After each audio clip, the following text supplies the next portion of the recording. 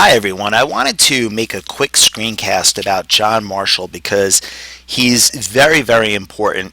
But there are a lot of cases to go through, and rather than go through it in class, I wanted to make a screencast to allow you to watch on your own, freeing us up to do a few things in class that are a little bit more engaging.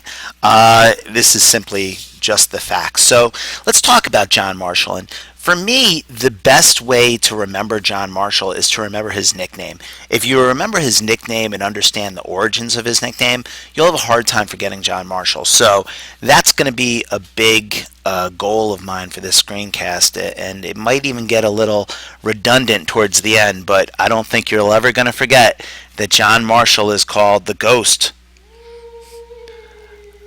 That's scary. The ghost of the Federalist Party.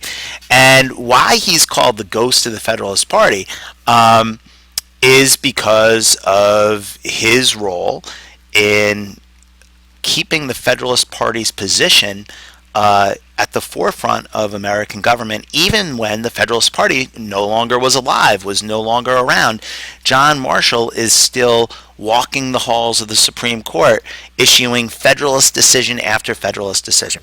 So with that in mind, let's talk a little bit about John Marshall. John Marshall was part of those midnight appointments that John Adams made at the end of his presidency, and he's going to serve as the Chief Justice of the Supreme Court from 1801 to 1835. He is easily seen as the most important Chief Justice that the Supreme Court has ever had. He really defined what the Supreme Court does to this day.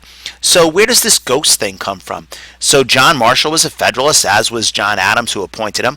But after John Adams' presidency, he will be the last Federalist president.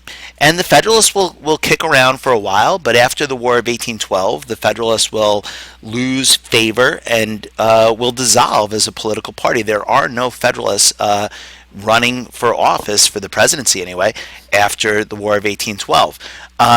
John Marshall, however, is still in the Supreme Court, and he's issuing Federalist decisions that echo what the Federalist Party stood for.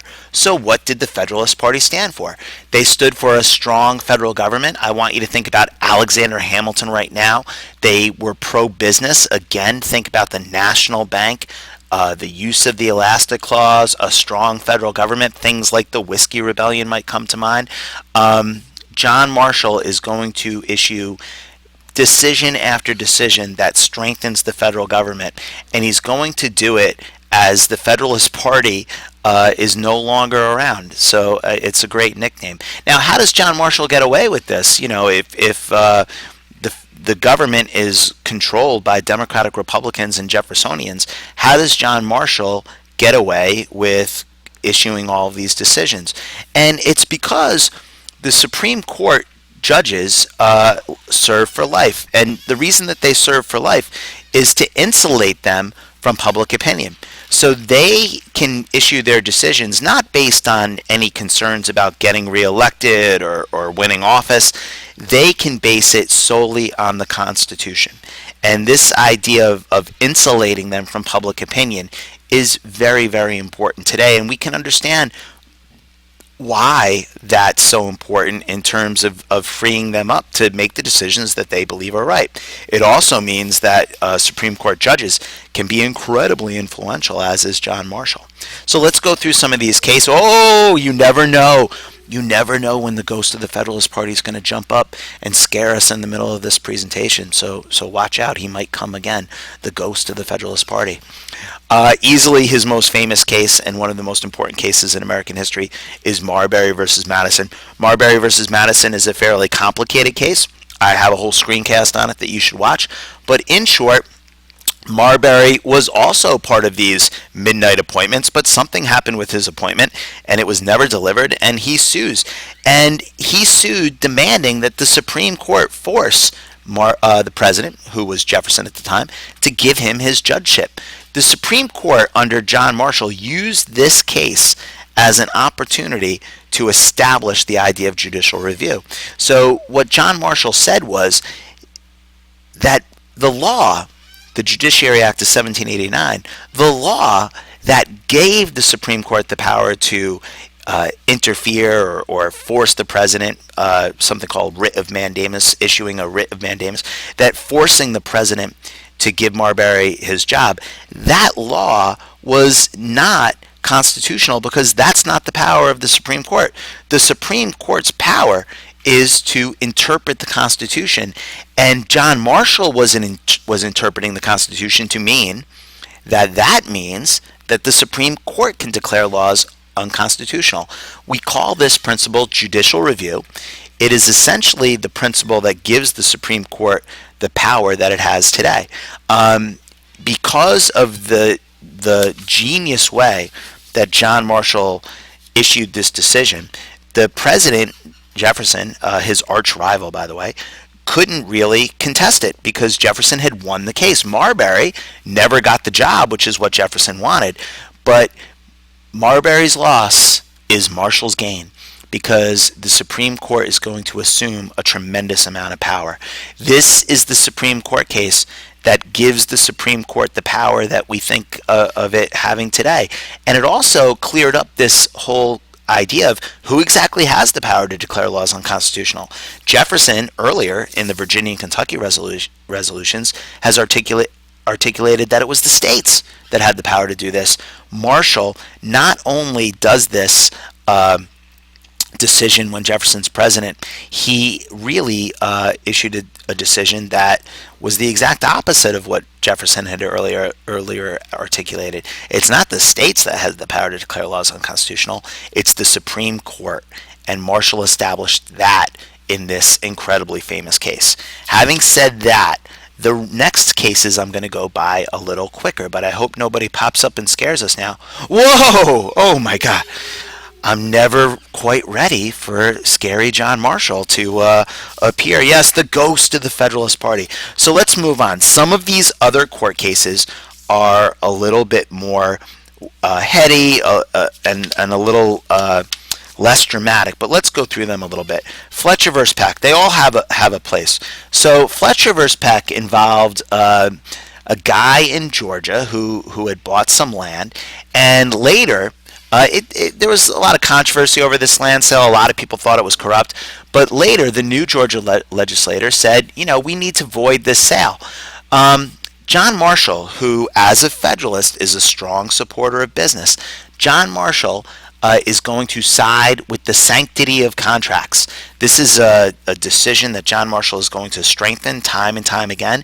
And think about how this supports business and in John Marshall's defense, why it's so important to protect the sanctity of contracts. If contracts can be voided whenever there's a new government that comes into town or whenever there's a change in power, this would make it very hard to do business in any state or in any given area. Hence, the importance of Fletcher versus Peck for two reasons. One, it protects the sanctity of contracts, and two, it illustrates how John Marshall was once again being, you guessed it, the ghost of the Federalist Party by supporting business, much like Alexander Hamilton and other Federalist leaders had done before him. This is a very similar court case, but this time, instead of it being a contract, it's a charter. And also what's interesting about this is that this was before the Constitution was even written. So New Hampshire wanted to force Dartmouth to become a state school. Dartmouth said, no, well, we had a charter from the king dating back from 1769. You can't force us to become a state school. It's one of its leading or most famous graduates, Daniel Webster, defended the college, famously saying, it's a small college, and yet there are those who love it. His impassioned plea. Daniel Webster was a great speaker.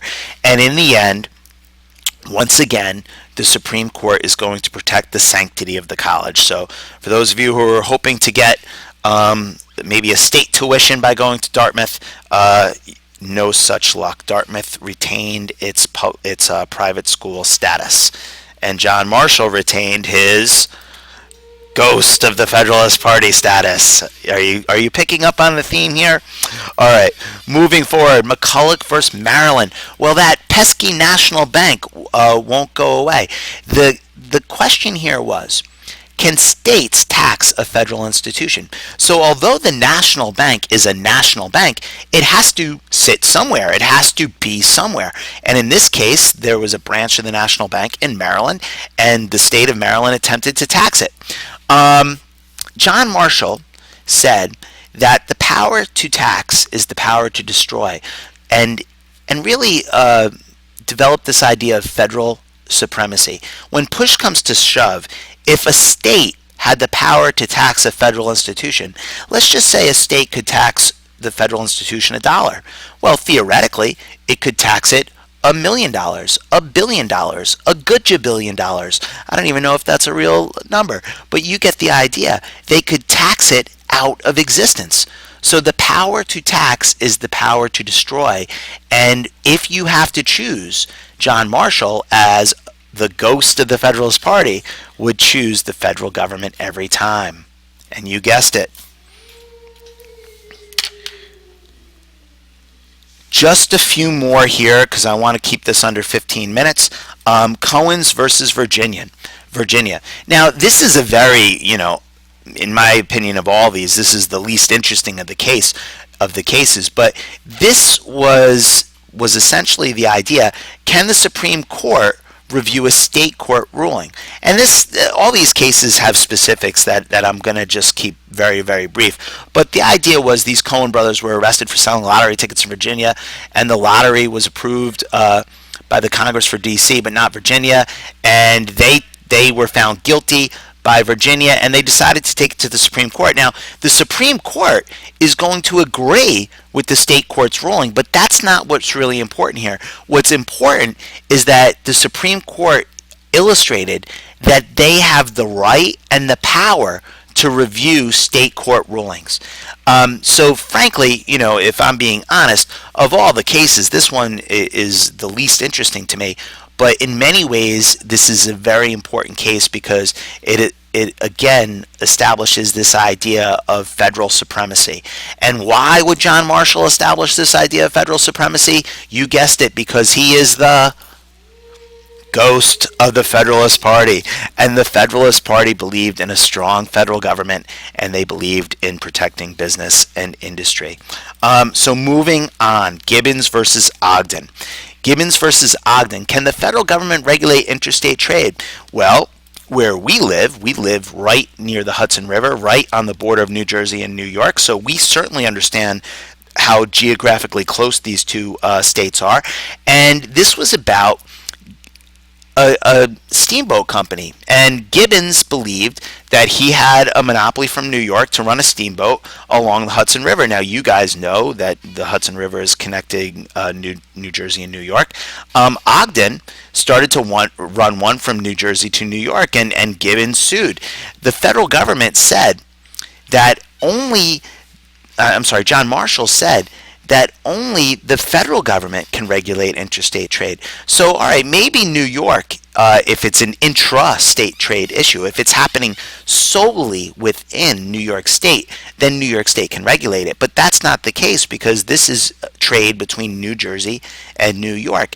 And as such, the federal government has the power to regulate this trade. Now, in 1821, a lot of trade was intra-state trade, but as we know in the future, almost all trade is going to be interstate trade in one form or another. Today, the federal government essentially has the power to regulate business because of this decision. So Gibbons versus Ogden is incredibly important, and once again, it illustrates a strong federal government and supportive business, which is very similar to the Federalist Party, of which John Marshall was a ghost of. So, to return to the original theme, John Marshall is the ghost of the Federalist Party, who in decision after decision kept the Federalist Party's policies alive and well, strengthening the federal government and supporting business. I hope this brief screencast helped you understand John Marshall a little bit better, and I'm looking forward to talking about him in class. Have a great day.